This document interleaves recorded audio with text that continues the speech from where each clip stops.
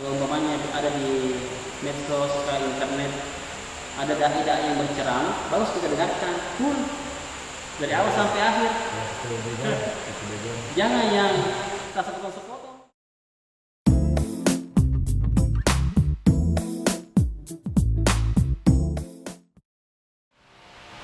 Caranya mendapatkan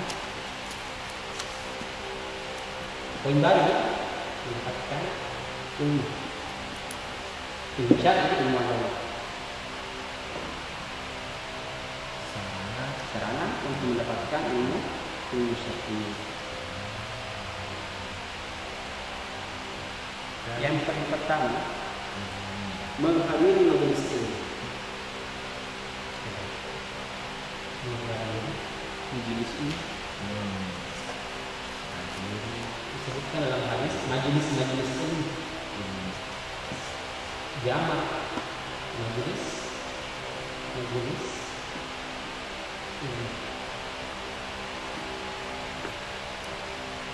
Majalis berasal dari kata majelis. Itu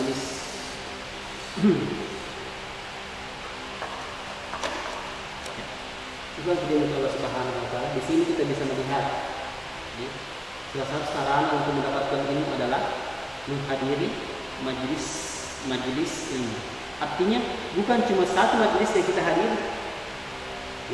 Setiap ada majelis di mana dibacakan Quran dan Sunnah sesuai dengan pemahaman salafus saleh, maka kita baiknya hadir di sana. Nah, kalau di sini di masjid kita ini ada talim, ada pengajian bulanan gitu pekanan. Bulanan. Salah satu itu majelis. Salah satu majelis ilmu. Dan disebutkan di sini bukan cuma menghadiri majelis ilmu satu, tapi hadirlah majelis ilmu. Makanya Allah Subhanahu wa taala perlu mungkin ditekankan kembali, kita ini perlu ilmu syar'i, ilmu agama Allah Subhanahu wa taala. Yang kita inginkan tadi keutamaannya luar biasa itu. Maka jangan sampai di kehidupan kita yang singkat ini kita tidak bisa mendapatkan keutamaan seperti itu. Umur kita sangat singkat, tidak tahu kapan kita meninggal dulu. Kita ingin menabung sebanyak-banyaknya untuk kehidupan akhirat kita.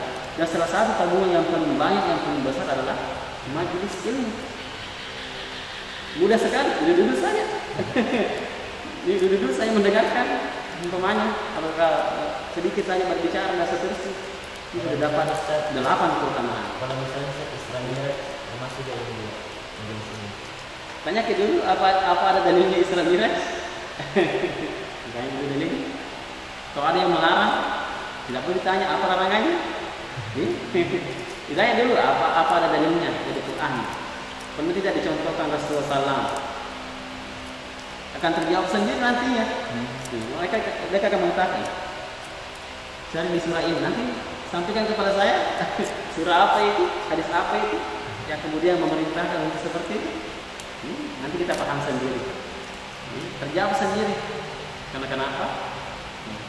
Seperti tadi, untuk urusan ibadah, cari dalilnya. Kan perayaan-perayaan seperti itu kita mau dapatkan keberkahan, kita mau dapatkan pahala, maka butuh tauqifiyah. Dalil dulu. Ada tidak di Al-Quran? Ada tidak di hadis Islam? Kalau tidak ada, bagaimana kita kerjakan? Dikerjakan tidak oleh para sahabat Rasul? Kalau tidak, bagaimana kita mengerjakan? Nanti kita bahas sendiri di materi bid'ah. Nanti terjelas, oh ternyata bid'ah ini ada bid'ah seperti ini. Oh ternyata ini dari segi bahasa.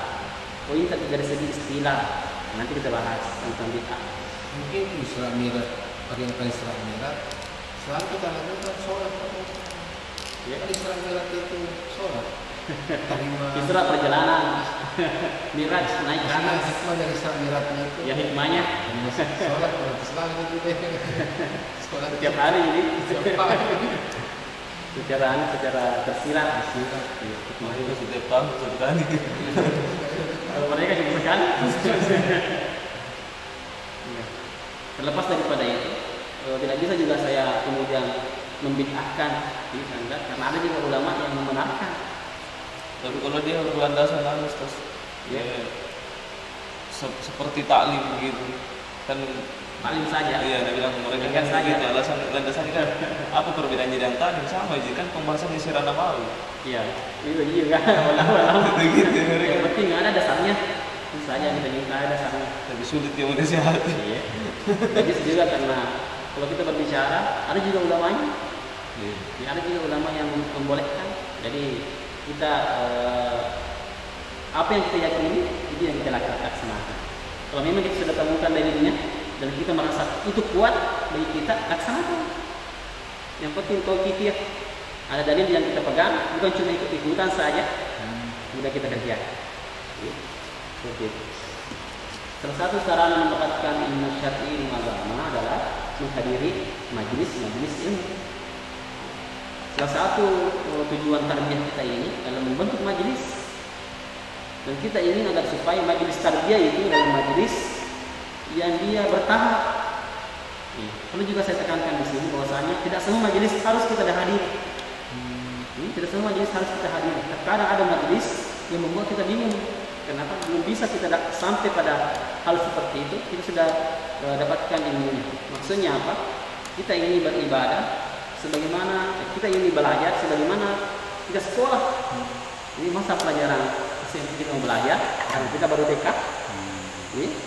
Jadi terkadang pelajaran-pelajaran yang paling penting yang pertama adalah Al-Quran dulu. Perbaikan baca Al-Quran, kemudian memahami Al-Quran, kemudian menghafal Al-Quran. Itu dari bertahap, pokoknya bertahap, setahap ke tahap yang lain. Jadi sebaiknya kita juga memilih majelis, ulama-ulama kita terdahulu itu.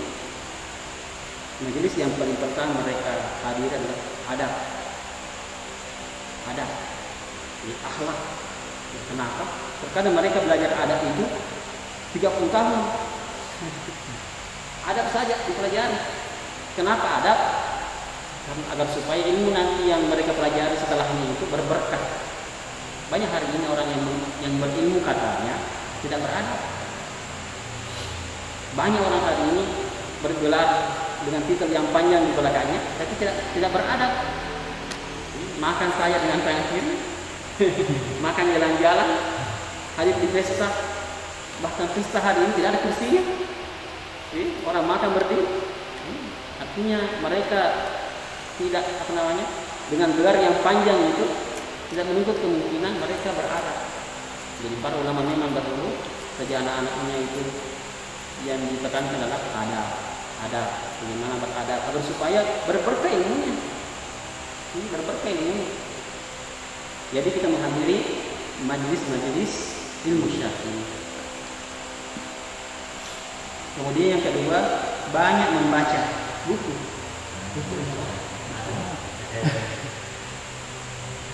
Banyak membaca. Terutama buku-buku para ulama. Apalagi hari ini luar biasa. Dulu kita membaca buku saja, sekarang sudah ada PDF, sudah ada HP kita download. Sudah banyak bisa di-download. Ini buku-buku yang terkadang memang ya. Kalau kita dulu minimal Al-Quran dan terjemahannya. Al-Quran terjemahannya. Karena di Al-Quran itu ada ayat-ayat yang bisa kita pahami sendiri, dan memang ada ayat-ayat yang perlu penafsiran dari ulama-ulama tafsir. Dan lebih banyak yang bisa kita ambil faedah di dalamnya. Maka seorang chef di Afrika, kalau ada orang yang bertanya, menggunakan Al-Quran, kalau dia tidak tahu itu Al-Quran, cari di situ, buka halaman apa saja dari masa lalu, dibuka, baca artinya, betul, ini jawaban masalah saya. Dibuka sembarangan saja Al-Quran itu. Wahai syekh, saya punya masalah seperti ini, ambil Al-Quran, buka, baca terjemahannya. Dia baca, ternyata di situ ada pemecahan masalahnya. Dia bayangkan itu bisa Al-Quran, padahal dia tidak tahu ternyata itu Al-Quran. Jadi bisa kita baca-baca. Ada ada waktu luang durasi atau timbangan. Kalau memang kita tidak punya waktu untuk membaca buku-buku yang lain, kita mulai dengan Al-Quran dan terjemahannya. Makanya setiap kita yang bertarbiyah itu tidak lepas daripada Quran dan terjemahan di tas-tas kita, di mana-mana saya kita bawa Quran dan terjemahan supaya bisa dibaca lagi itu terjemahannya, bukan cuma dibawa pada saat tarbiyah saja. Jadi ya sedikit seperti itu teman-teman kita yang bertarbiyah, ada semua buku Quran dan terjemahannya. Ingat itu dulu. Baru kemudian kita pindah buku-buku kecil, kita baca-baca buku-buku kecil agar bisa mendapatkan faedah-faedah supaya tidak berlalu saja waktu kita, waktu yang bermanfaat.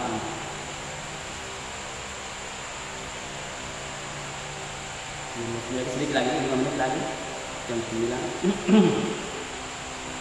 Kemudian selanjutnya adalah setelah kita membaca Al-Quran, terjemahan, buku-buku Islam, hadis-hadis Nabi SAW, kemudian mendengarkan ceramah, ini juga membantu. Ini mendengarkan ceramah.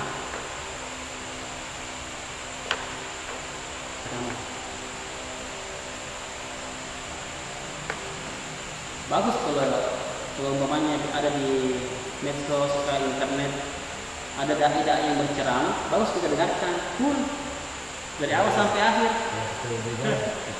Jangan yang tak sepotong-sepotong karena nanti salah paham.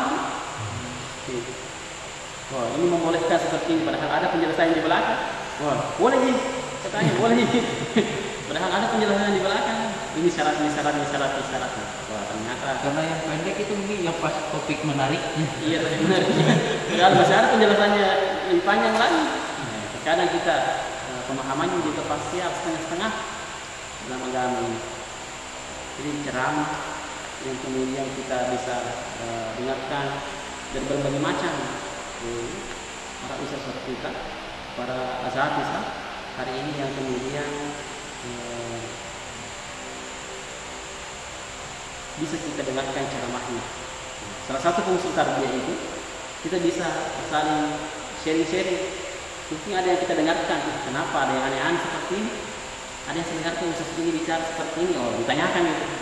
Supaya kita bisa sharing, jangan sampai kita dengarkan saja ceramahnya, kita wah ini saya pegang padahal salah. Ini karena ada memang dai yang kemudian terjadi pada kesalahan ada. Karena sudah tidak ada jaminan setiap kita itu memiliki baik semua.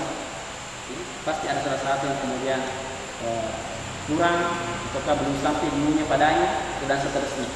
Nanti kita tanyakan juga, kalau saya tidak tahu saya tanyakan lagi pada ustaz yang lain. La adri kan? La adri, saya tidak tahu. Setengah daripada ilmu. Yang salah itu kalau ada orang yang tahu, saya tahu, padahal tidak ada ilmu. Jadi mari kita bersemangat mendengarkan ceramah-ceramah yang kemudian bisa menggugah hati, yang kemudian bisa meluruskan, mencerahkan pikiran kita, dan terutama ibadah kita itu bisa benar setelah banyak yang menasihati. Kemudian yang keempat atau yang terakhir, bertanya kepada para ulama.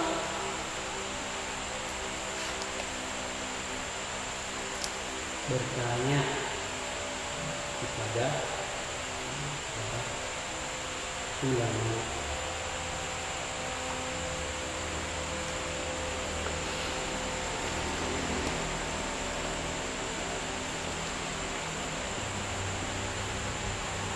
Ini poin terakhir untuk malam hari ini. Salah satu sahabat Nabi SAW namanya Abdullah bin Abbas radhiyallahu anhu. Karena Abbas juga seorang muslim, bapaknya juga sahabat. Abdullah bin Abbas radhiyallahu anhu, kalau satu ji radhiyallahu anhu. Kalau dua-duanya kayak Abdullah bin Umar, nanya Umar.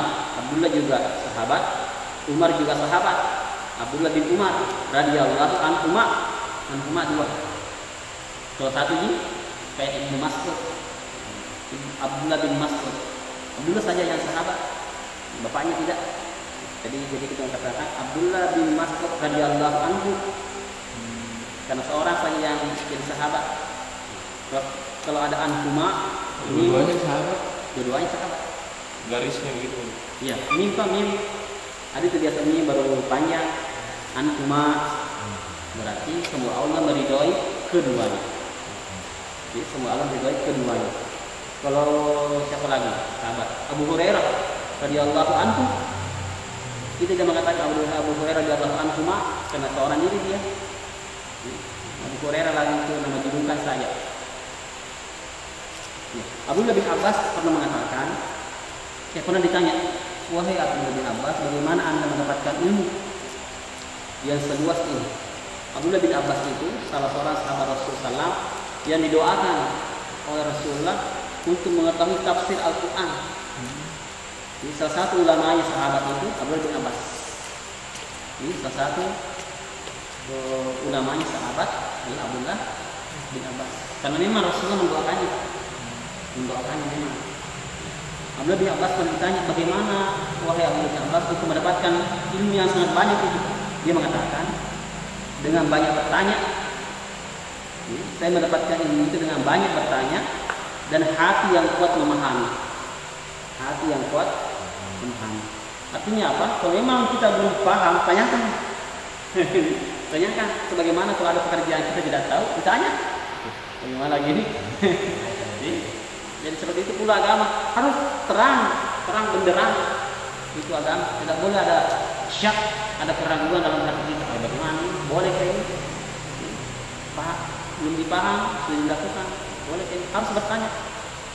Jangan sampai kita melakukan hal-hal yang salah. Maka tanyakan kepada orang-orang yang ahli, ulama, orang-orang yang menuntut ilmu. Jadi salah satu juga yang membuat orang jauh daripada ilmu syariat adalah malu bertanya. Malu itu sifat mulia, tapi tidak boleh ditempatkan pada hal-hal yang tidak semestinya seperti bertanya. Maka kita baiknya harusnya tidak malu dalam kondisi kebaikan seperti malu bertanya. Jangan ketika kita untuk hal-hal kebaikan malu bertanya. Jangan sampai malu bertanya, jalan terus, tersesat. Mau cari alamat, tidak mau bertanya, tersesat itu. Jadi seperti itu ikhlas sekalian yang Allah Subhanahu Wa Taala. Ada 4 yang saya disebutkan. Bagaimana sarana kita mendapatkan ilmu syar'i? Menghadiri majelis ini, banyak membaca, banyak mendengarkan ceramah, dan banyak bertanya. Dan supaya kita juga bisa belajar agama ini, meskipun sebenarnya kita masing-masing punya kesibukan, tapi ini juga banyak keutamaannya. Jangan sampai kita mendapatkan apa yang disebutkan tadi hadis Nabi SAW sebagai terakhir, laknat, la'anallahu, kecuali orang yang bersikir, menuntut ilmu, belajar agama, itulah yang kemudian tidak mendapatkan laknat dari Allah Subhanahu Wa Taala. Di hadis yang lain disebutkan, seandainya manusia dari yang pertama kemudian sampai yang terakhir semuanya tidak beribadah kepada Allah, tidak mengurangi sedikit pun kekuasaan Allah, kemuliaan Allah. Sebaliknya, manusia yang pertama sampai manusia yang terakhir semuanya beribadah semua, taat semua, tidak akan menambah sedikit pun kemuliaan Allah Subhanahu Wa Taala. Artinya tidak berpengaruh.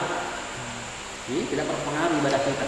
Yang berpengaruh adalah kita yang butuh ibadah itu, kita yang butuh ilmu itu, kita yang butuh apa-apa yang kita usahakan hari ini. Jadi seperti itu kesimpulannya. Semoga kita bisa menjadi orang-orang yang senang, bersungguh-sungguh, bermujahadah untuk kemudian mendapatkan ini meskipun dengan sedikit waktu. Luangkanlah waktu kita dengan sedikit itu. Luangkanlah waktu kita dengan sedikit itu. Membaca Al-Quran, terjemahannya, buku-buku yang kecil-kecil. Dan terkadang ada orang, saking semangatnya langsung buku besar. Itu pun ditimpa di lemari. Tidak dibaca. Buku-buku kecil dulu, kecil. Ada ini. Baru kemudian kita beralih ke hal-hal yang besar. Karena memang kita ini bertahap, sedikit-sedikit.